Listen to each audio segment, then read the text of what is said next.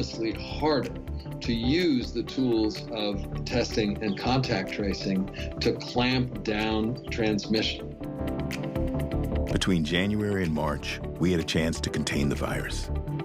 We had the experts, we had the resources, we had the playbook. But we needed swift, coordinated action and a real leader at the very top. Throughout January, more than a dozen presidential daily briefings warned Trump about the threat. Trump's administration should be building a massive testing and tracing program and making sure we have enough supplies. It should be coordinating a 50-state response. But in times of crisis, Donald Trump has his own playbook. Deny. It's a whole big fat hoax. Distract. We now call it Spygate. Politicize. I hate the children being taken away. The Democrats have to change their law. That's their law. And in January, Trump's denial is on full display. We're in great shape. We have it totally under control. He is refusing to take the pandemic seriously, and his people are falling in line. By ignoring it, the way a pandemic works, it's like, just like you're watching a Category 5 hurricane offshore, and you're just going like this. With cases starting to climb around the world, the full month of January passes without any real action from the administration. We think it's going to have a very good ending for us, so that I can assure you. In the absence of a vaccine, the single most important tool for defense is testing. It tells you how the virus is spreading, who needs to be isolated, and where to send extra supplies. So there were a number of delays that happened. The first was that we decided to use a American-made testing protocol versus the existing one that was already ready to go, made by Germany. But right away, there's a problem. The American-made tests are defective. Trump has options. He can immediately request testing kits from the WHO. He can mobilize private sector labs, which are eager to make their own. He does neither. And the clock is ticking. If we had taken that German test and gotten it out there with contact tracing, we would not have had to shut down the country. Meanwhile, the White House is desperately trying to sell the public on a fantasy. Well, we pretty much shut it down. A lot of people think that goes away in April. We have contained this. This president has this under control. Because of all we've done, the risk to the American people remains very low. A ninth person has tested positive in the UK. 66 more people are now confirmed to have the virus. Those infected in Hubei has soared by almost 15,000. From cases worldwide at more than 43,000. And if the world doesn't want to wake up and consider this virus as public enemy number one, I don't think we will learn from our lessons. Despite the growing concern, Trump has other priorities. Just days after the WHO's stark message, Trump hits the campaign trail for the first of 6 rallies over the next 3 weeks, where he barely mentions the virus. The best is yet to come. By late February, Trump has said nothing about death rates, social distancing, or shutdowns that will soon impact Americans' daily lives. But a preview is playing out overseas. Yesterday, 2 Italians were the first Europeans to die from the virus. Italy starts locking down. Doctors warn Americans the virus could hit us even harder, and soon. The only way to prevent a healthcare system collapse is to enforce a lockdown as soon as possible. Top White House advisors are scrambling to get the president's attention. They know that without adequate testing, social distancing and lockdowns are the only ways to slow the outbreak. They need to convince Trump to prepare Americans for drastic measures. February 14th, the National Security Council sends a memo warning of widespread closures and isolation, which Trump ignores. February 21st, top officials schedule an urgent meeting with the president to push for aggressive social distancing and fast. But it never happens. February 25th, a top CDC official gets Trump's attention, publicly contradicting him. I understand this whole situation may seem overwhelming and that disruption to everyday life may be severe. But these are things that people need to start thinking about now.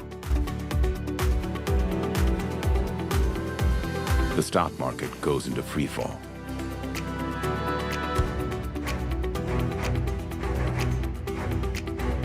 Furious, Trump puts Mike Pence in charge of the coronavirus task force. It's a move so abrupt that top White House staff hear about it for the first time on TV. And we will get through this together.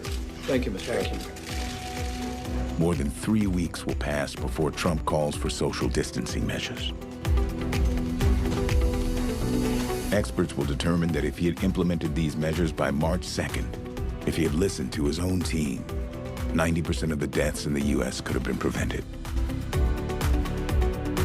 Everybody's complimenting me, saying, thank you very much, you were 100% correct. And so far, we have lost nobody to coronavirus in the United States. Nobody.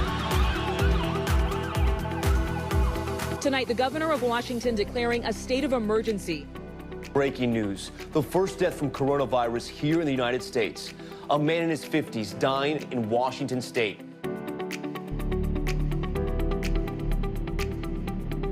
In early March, the message coming out of the White House starts to change. Now we're shifting into a mitigation phase. We don't have enough tests today to meet what we anticipate will be the demand going forward. But Trump is doubling down. The Obama administration made a decision on testing, and that turned out to be very detrimental. Now the Democrats are politicizing the coronavirus. You know that, right? Coronavirus. And this is their new hoax. His priority isn't American lives, but how the economy looks in an election year. I think where these people are flying, it's safe to fly. Some of them go to work, but they get better. If it were up to the doctors, they may say, let's keep it shut down. Let's shut down the entire world. Because, again, you can't do that with a country, especially the #1 economy anywhere in the world, by far. This was a president seeing the warning signs of a pandemic, 9/11, and telling the American public the opposite. Telling them to go on with their lives, telling them it was contained, telling them that they didn't need to change their behavior, right? And you think of all the things that were happening during that period, from travel, from large gatherings. The Mardi Gras was allowed to go forward in late February when San Francisco was already thinking about closing up. I mean, that to me is the malfeasance that's unique to this administration's response. He's also promising a warp speed timeline for a vaccine without any basis in science. Are they going to have vaccines, I think, relatively soon? Looking over the next few months, you think you're going to have a vaccine? Certainly, for sure. A vaccine is not going to help us now, next month, the month after. Meanwhile, the need for supplies like ventilators and PPE is getting more dire by the day. Healthcare workers afraid they will have no way to protect themselves. Well, I've got my mask, and I'm guarding it with my life because it could be my life. But Trump doesn't seem worried. Just a few weeks prior, the U.S. exported 17 tons of medical supplies to China. We could have required that U.S. manufacturers make more PPE sooner. We could have mandated that we start recycling PPE. There is a national stockpile, and there's a lot of debate about how that national stockpile should get used. What should have happened is that stockpile should have gone immediately to the cities in most need. So you basically had January, February, and maybe mid-March, 10 weeks, in which you're not doing anything, right? As a government, you're not preparing your first responders. You're not protecting your medical community. You're not talking to governors and mayors that they should begin to close things down. And you're not communicating to the American public, you know what? This could be really bad. Trump has other concerns. The Grand Princess today finally slipping under the Golden Gate Bridge and into San Francisco's harbor. The first week of March, Trump learns that a cruise ship off the coast of California has infected passengers, and they're desperate to dock. He wants to keep them on board. I like the numbers being where they are. I don't need to have the numbers double because of one ship. That wasn't our fault. And his administration is still misleading the public. Anybody that needs a test gets a test. They're there. People should not say, if you want a test, you go get a test right now. When people need a test, they can get a test. I still do not have a rapid diagnostic test available. We have always been able to meet the full demand. We've underinvested in the public health labs. There aren't enough people to There's not enough equipment, there's not enough people. They're testing 10,000 a day in some countries, and we can't get this off the ground. This is not good. You have the President of the United States saying anyone can get a test who wants one. You have the New York State Department of Health saying only patients who be admitted to a hospital can get a test, because we were so short at that time that the entire New York City area was relying on one laboratory that had. Trump is also hammering the comparison to the common flu. View this the same as the flu. People die from the flu. It is 10 times more lethal than the seasonal flu. There is a conflict in messaging. There is a difference in messaging between what our elected officials are saying and what the scientists and doctors are saying. And then the public ends up getting very confused about who it is that they can trust. But at this point, many Americans are taking matters into their own hands. Shoppers are finding empty shelves, long lines, and limits on purchases. We're finding examples where bottles like this are going for more than $50. Hit the world. And we're prepared, and we're doing a great job with it, and it will go away. Just stay calm. March 11th, the WHO announces that COVID-19 is now a worldwide pandemic. We're deeply concerned both by the alarming levels of spread and severity and by the alarming levels of inaction. By spring break, there are still no national social distancing guidelines in the U.S., and Americans are left to operate as normal. If I get corona, I get corona. At the end of the day, I'm not going to let it stop me from partying. But the truth is, normal is long gone. The lights have gone out on Broadway. The NBA has suspended the season. The NCAA tournament has been canceled. Owners are doing what they can to stay afloat. Millions of college students have been sent home. The number of cases soaring. Overwhelming the city's hospitals. Doctors and nurses are getting sick. I don't know I'm even going to make it. This is a war zone. Patients keep coming. One official calling it a disaster that will define a generation.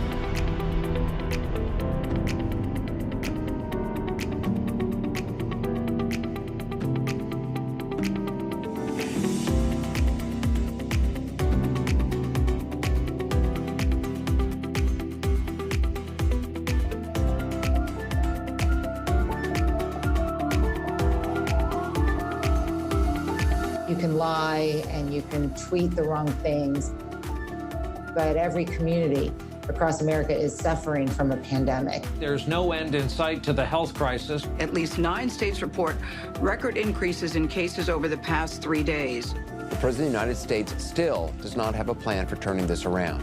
At first, Trump blamed China. China virus, or whatever you want to call it. Then Obama. But in the spring, he found a new target, the states. That we direct a statewide order for people to stay at home. You've suggested these governors are at fault. What more in this time of Well, I think we've done a great job. We will hold the governors accountable. He's got you in a shutdown still. This gave him cover to push for reopening without a national plan for containment. President Trump is pushing ahead with his plan to reopen the country. The greatest economy, the history of the world, and we closed it. Trump announced that the 6-week-long restriction will not be extended. The moment you stop doing the only thing that's working, of course the virus is going to start spreading again. This guaranteed the painful cycle we're experiencing now. Open up, close down. Open up a little more, close down. It's just really frustrating. When we look at other countries that have been successful, kids are able to go back to school. Businesses are able to reopen. We know that public health is the roadmap to economic recovery. In Germany, Chancellor Merkel's clear, consistent messaging was critical for its countrywide contact tracing program. In South Korea, the government's coordination with the private sector helped ramp up nationwide testing early and swiftly. In New Zealand, Prime Minister Ardern's strict national lockdown helped stop the spread of the virus in its tracks. We have no new cases today. By June, Almost every other country was bending its curve. Cases in the U.S. at that time were surging. Nearly 200,000 people have died of COVID-19 in the U.S. alone. That's 3 times the American casualties of the Vietnam War, and over 60 times the death toll of 9/11. More Americans have died since February than in any 7-month period in U.S. history. And there's no end in sight.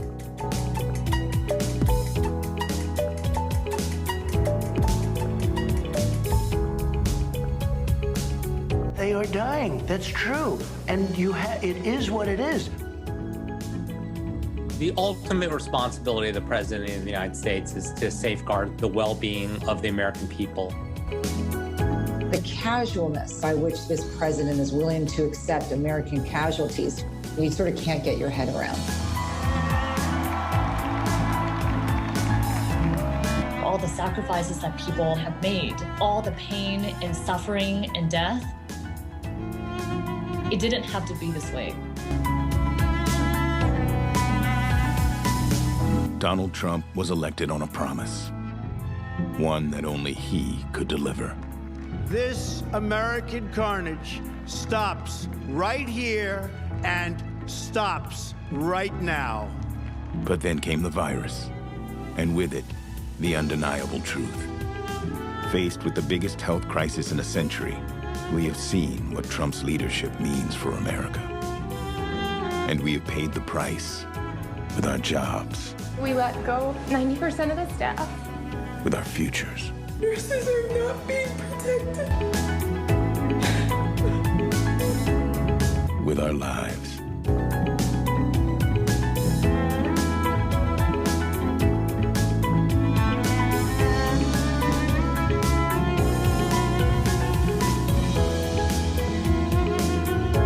Tragedy was avoidable.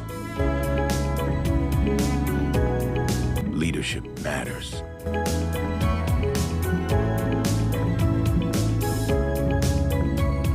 When you vote,